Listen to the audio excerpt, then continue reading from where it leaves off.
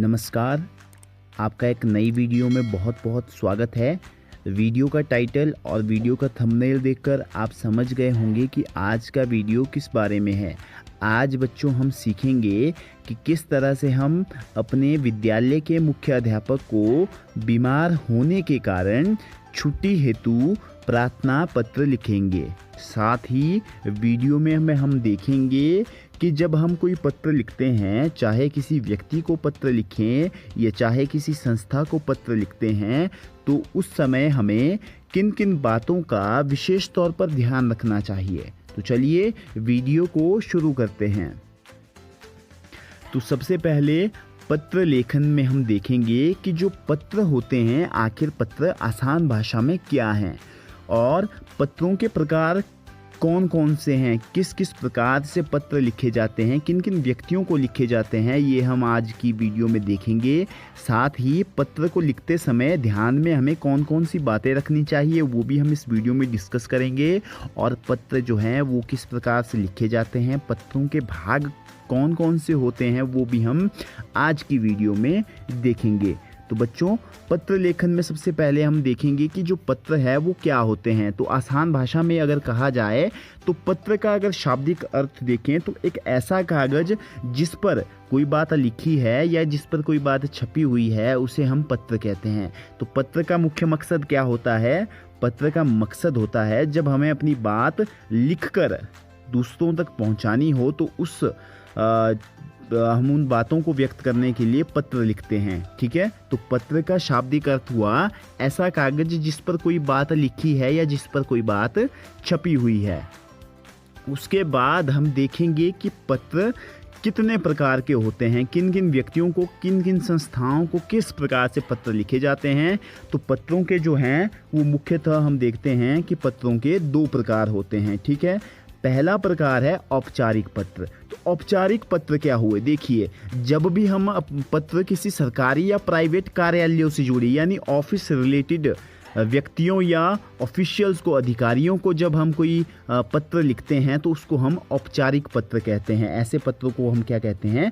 औपचारिक पत्र कहते हैं। जैसे हम अपने स्कूल के मुख्य अध्यापक को पत्र लिख रहे हैं तो ये किस प्रकार का पत्र है? ये है औपचारिक पत्र, क्योंकि हम या सरकारी कार्यालयों से जुड़े हुए व्यक्ति को पत्र लिख रहे हैं जिसमें हम अपनी समस्या के बारे में बता रहे हैं कि हम क्या कहना चाहते हैं, अपनी बात को लिखित तौर पर कार्यालय को हमारी बातों से जो है हम अवगत करवा रहे हैं। उसके बाद हमारा जो अगला प्रकार है वो क्या है? अनौपचारिक पत्र। तो देखिए, औपचारिक का बिल्कुल उल्टा जो है अनौपचारिक पत्र है। अनौपचारिक पत्र क्या होता है? ऐसे पत्र जो हम अपने निजी जीवन से जुड़े हुए व्यक्तियों जैसे परिवार के सदस्यों, रिश्तेदारों और दोस्तों को लिखते हैं, उन्हें हम क्या कहते हैं? अनौपचारिक पत्र कहते हैं। ठीक है, इसमें हम जैसे औपचारिक पत्र होते हैं वो सरकारी और प्राइवेट कार्यालयों से जुड़े हुए व्यक्ति और अधिकारियों को लिखते हैं। तो इसके बिल्कुल उलट जो है अनौपचारिक पत्र ऐसे पत्र होते हैं जिसे हम अपने निजी जीवन से, हमारी जो पर्सनल लाइफ है उससे जुड़े हुए लोगों को लिखते हैं, जिसमें हमारे परिवार के सदस्य आते हैं, जिसमें हमारे रिश्तेदार आते हैं और जिसमें हमारे दोस्त आते हैं। तो ऐसे पत्रों को हम क्या कहते हैं? अनौपचारिक पत्र कहते हैं। ठीक है, तो उसके बाद हम देखेंगे कि जब हम पत्र लिखते हैं, चाहे औपचारिक पत्र है चाहे अनौपचारिक पत्र है, तो ऐसे पत्र लिखते समय हमें किन किन बातों का ध्यान रखना चाहिए। तो देखिए, जब भी आप कोई पत्र लिखे तो सबसे पहली जो इम्पोर्टेंट चीज़ है वो तो ये है कि पत्र साफ और स्पष्ट रूप में हो। पत्र में आप जो कहना चाहते हैं वो पत्र की भाषा शैली से जो है परिलक्षित होना चाहिए। उसके बाद भाषा जो है पत्र की वो बिल्कुल सरल होनी चाहिए और जो वाक्य हैं, जिन वाक्यों का आप पत्र लिखते समय उपयोग करेंगे वो वाक्य बिल्कुल संक्षिप्त होने चाहिए, छोटे होने चाहिए। साथ ही संबोधन, अभिवादन आदि का ध्यान रखा जाना चाहिए। संबोधन का भी ध्यान रखना चाहिए, अभिवादन का भी ध्यान रखना चाहिए कि कहाँ पर हमें जिसको हम पत्र लिख रहे हैं उसका हमें धन्यवाद करना है, किसे हम संबोधित कर रहे हैं वो भी पत्र में आवश्यक रूप से आपको देखना है। उसके बाद पत्र में जो है केवल आपको आवश्यक बातें लिखनी है, यहाँ वहाँ की बातें नहीं लिखनी है। साथ ही आपको वाक्यों के दोहराव से भी बचना है। वाक्यों की पुनरावृत्ति जो है वो पत्र में नहीं होनी चाहिए। इससे जो हम पत्र लिख रहे हैं उसकी प्रभावशीलता जो है, मतलब उसकी इफ़ेक्टिवनेस जो है वो कम हो जाती है या ख़त्म हो जाती है। साथ ही जिसको आप पत्र भेज रहे हैं उसका नाम भी होना चाहिए, साथ में अपना नाम भी होना चाहिए, पता भी होना चाहिए और तिथि भी होनी चाहिए जिस तिथि को आप वो पत्र भेज रहे हैं या लिख रहे हैं। साथ ही पत्र लिखते समय अपनी लिखावट पर विशेष ध्यान दें। तो जैसा हमने अपनी वीडियोस में पहले भी बताया है कि जब भी आप लिखते हैं तो लिखावट पर हमें विशेष ध्यान देना चाहिए, क्योंकि जो लिखावट होती है वो व्यक्ति का आईना होती है, उसके व्यक्तित्व का आईना होती है। तो आप पत्र लिखते समय अपनी लिखावट पर जो है विशेष ध्यान दें। तो चलिए अब हम देखेंगे कि अब हमारा जो मेन टॉपिक है, यानी बीमार अगर कोई बच्चा हो गया, मान लीजिए आप बीमार हैं और आप पाठशाला नहीं जा सकते, उसके लिए हम किस तरह से प्रार्थना पत्र लिखेंगे वो हम सीखेंगे अब आगे आने वाली स्लाइड्स में। तो देखिए हमारा टॉपिक है बीमार होने के कारण छुट्टी के लिए प्रार्थना पत्र। आपने अपने स्कूल के अध्यापक को, मुख्य अध्यापक को या मुख्य अध्यापिका जी को प्रार्थना पत्र लिखना है और उस प्रार्थना पत्र में आपने ये बताना है कि आप बीमार हैं किसी कारण से और आप जो है वो पाठशाला नहीं आ सकते बीमार होने के कारण, क्योंकि आप अस्वस्थ हैं। तो इसके लिए हम किस प्रकार से प्रार्थना पत्र लिखेंगे, किस तरह से फॉर्मेट रहेगा प्रार्थना पत्र का, वो हम देखेंगे। तो देखिए सबसे पहले हमने शुरुआत कहाँ से करनी है बच्चों? सबसे पहले शुरुआत करनी है हमने सेवा में मुख्याध्यापक जी या मुख्याध्यापिका जी, जो भी आपके पाठशाला में है, जो भी संचालन कर रहे हैं, चाहे मुख्याध्यापक हैं, मुख्याध्यापिका हैं, आपने लिख लेना है। उसके बाद राजकीय प्राथमिक पाठशाला या राजकीय केंद्रीय प्राथमिक पाठशाला, जो भी आपकी पाठशाला है, चाहे या प्राथमिक पाठशाला है तो प्राथमिक पाठशाला, अगर केंद्रीय प्राथमिक पाठशाला है तो केंद्रीय प्राथमिक पाठशाला लिखना है।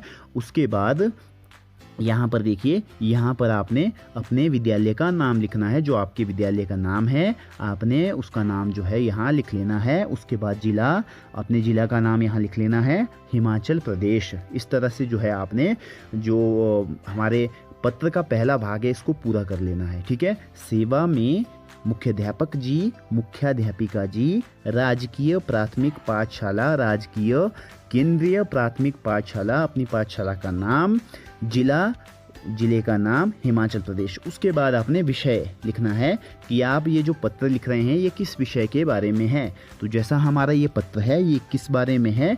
बीमार होने के कारण अवकाश हेतु प्रार्थना पत्र, यानी हम बीमार हैं और बीमार होने के कारण हम स्कूल से छुट्टी चाहते हैं, इसके लिए हमें अपने मुख्याध्यापक को या अपनी मुख्याध्यापिका जी को हमने प्रार्थना पत्र लिखना है, ठीक है। ये हमारा विषय हो गया।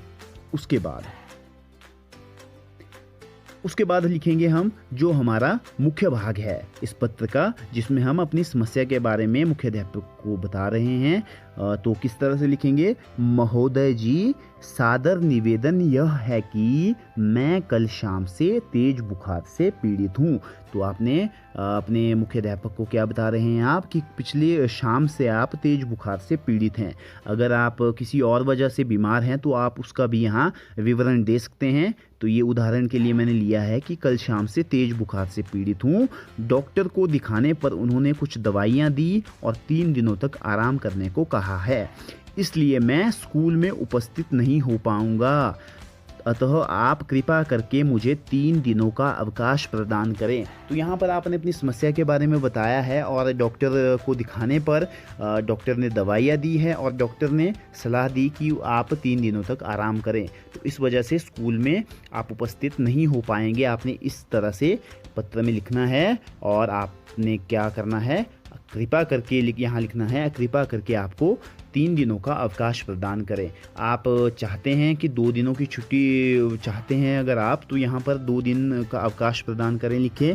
जितने दिन की आप छुट्टी चाहते हैं उतने दिनों का आप अवकाश प्रदान करें, यहाँ लिख लें। उसके बाद आप जो आभार व्यक्त कर रहे हैं अपने मुख्याध्यापक का या मुख्याध्यापिका जी का, वो भी आपने यहाँ लिखना है कि मैं आपका आभारी रहूँगा या रहूँगी। अगर आप लड़के हैं तो आप रहूँगा लिखेंगे, लड़की है तो रहूँगी रहूँगी। ठीक है, मैं आपका आभारी रहूँगा। उसके बाद हमारा अंतिम पार्ट जो है वो क्या है, उसमें हम अपने बारे में जो विवरण वो दे रहे हैं, जैसे आपका आज्ञाकारी शिष्य या आज्ञाकारिणी शिष्या। लड़का लिखेगा आज्ञाकारी शिष्य और लड़की होगी तो वो लिखेगी आज्ञाकारिणी शिष्या। और यहाँ पर आपने अपना नाम, उसके बाद कक्षा, रोल नंबर, दिनांक, आपने ये जो सीक्वेंस है ये इसी तरह से फॉलो करना है। सबसे पहले अपना नाम लिखना है, उसके बाद अपनी कक्षा लिख लेनी है, उसके बाद अपना रोल नंबर और अंतिम जो लाइन होगी वहाँ पे आप लिखेंगे दिनांक, जिस दिनांक को आप ये पत्र जो है वो लिख रहे हैं। ठीक है, तो इस तरह से हमारा पत्र जो है यहाँ समाप्त होता है। अब चलिए जो हमारा पूरा पत्र है उसको एक बार फिर से देख लेते हैं। तो जैसा मैंने बताया कि आपने स्टार्टिंग करनी है, सेवा में मुख्य अध्यापक जी, मुख्य अध्यापिका जी, राजकीय प्राथमिक पाठशाला या राजकीय केंद्रीय प्राथमिक पाठशाला, यहाँ पाठशाला का नाम, उसके बाद अपने जिला का नाम और हिमाचल प्रदेश। बाद में आप लिखेंगे विषय, यानी आप जो पत्र है वो किस विषय पे है, आपका क्यों लिख रहे हैं पत्र।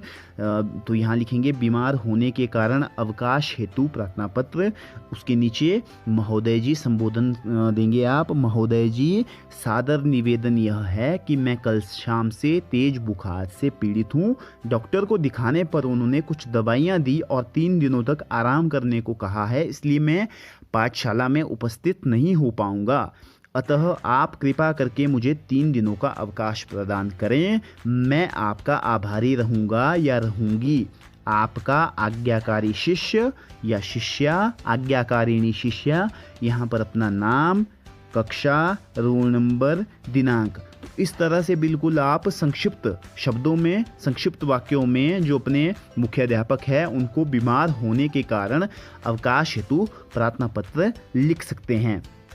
तो आने वाली वीडियो में हम कुछ और पत्र लिखना सीखेंगे और देखेंगे कि किस तरह से हम इसी जो फॉर्मेट है, ये जो प्रार्थना पत्र लिखने का, इसी का उपयोग करते हुए हम किस प्रकार एक ही पत्र से बहुत सारे पत्र लिख सकते हैं, ये हम आने वाली वीडियो में देखेंगे। फिलहाल चाहूँगा आपसे इजाज़त। आपका वीडियो को यहाँ तक देखने के लिए बहुत बहुत धन्यवाद, बहुत बहुत आभार। जय हिंद, जय हिमाचल।